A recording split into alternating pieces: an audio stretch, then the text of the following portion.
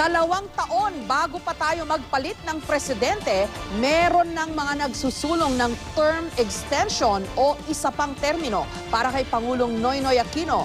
Sinabi kanina ng isa sa mga tagapagsalita ng Pangulo na posibleng pakinggan ng Pangulo ang hiling na ito ng kanyang mga boss. Pero malinaw pong nakasaad sa ating konstitusyon na hanggang 1 termino o 6 na taon lang ang Pangulo.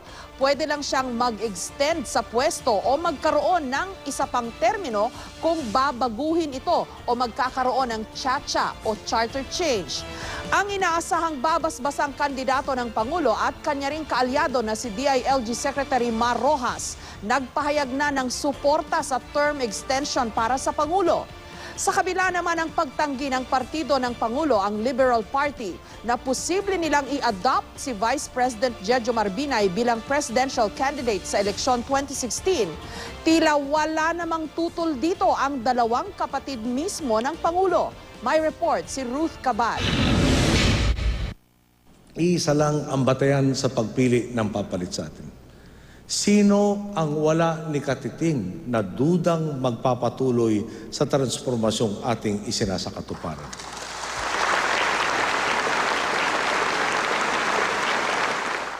Tunog 2016 presidential elections ang pahayag na ito ni Pangulong Noynoy Aquino sa kanyang ika-5 State of the Nation address. Si DILG Secretary Mar Rojas na matagal nang matunog na pambato ng Liberal Party sa pagkapangulo, nagpahiwatig na baka mas mainam kung magkaroon na lang ng ika-2 termino si Aquino. Personal daw niyang sentimiento ang pagsasabing palawigin ang termino ng Pangulo at walang basbas ng Partido Liberal. May mga Facebook page na rin na sumusuporta sa ideyang ito. One more term for Pinoy ang kanilang sigaw para maipagpatuloy umano ang kampanya ng administrasyon laban sa katiwalian. Pero hindi pwedeng tumakbo para sa re-election ng Pangulo ng Pilipinas batay sa ating saligang batas. Ang pagkaalam ko, any term extension, kailangan ng pagbabago sa ating saligang batas. At alam naman natin na reluctant ang Pangulo on any amendment to the Constitution.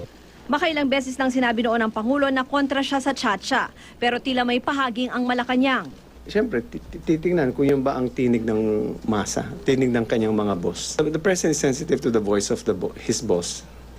So let's just wait for that.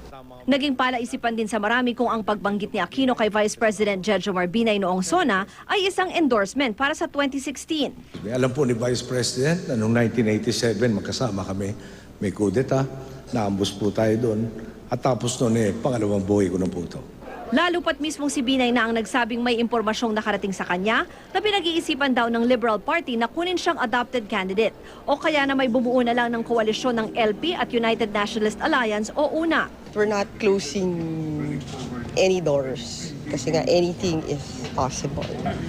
Pero tinanggi na ng LP na may ganitong usapan. If Mar makes public his desire to run for the presidency, the Liberal Party will support him.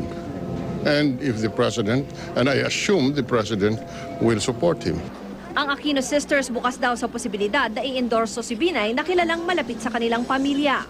Parang may value naman yung opinion ko dyan, pero di ang bongga, di ba? How nice talaga. It's, I don't make a secret of the fact that one of my closest friends is his daughter Anne, and we pray together. Wala siyang sinabi against mom, maski na nagkaibang partido.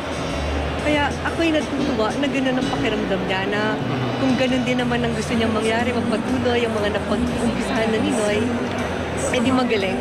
Pero ang isa sa tinaguriang Three Kings ng una na si Manila Mayor Joseph Estrada, hindi raw papayag na mawala ng kandidato ang oposisyon. Kung magkataon, kukuha na lang daw sila ng panibagong pambato. Pero nang tanungin kung may posibilidad na siya na lang ang tumakbo pagkapangulo, hindi naman pwedeng isa lang ang kandidato. Hindi demokrasya yan. You have said in the past na pwedeng ikaw yun, yung kandidato ng oposisyon. Ano pong plano niyo po ba? Sa ngayon, I'm too much concentrated on the problem of Manila. Wala pa ako iniisip na gano'n. Ruth Cabal, GMA News.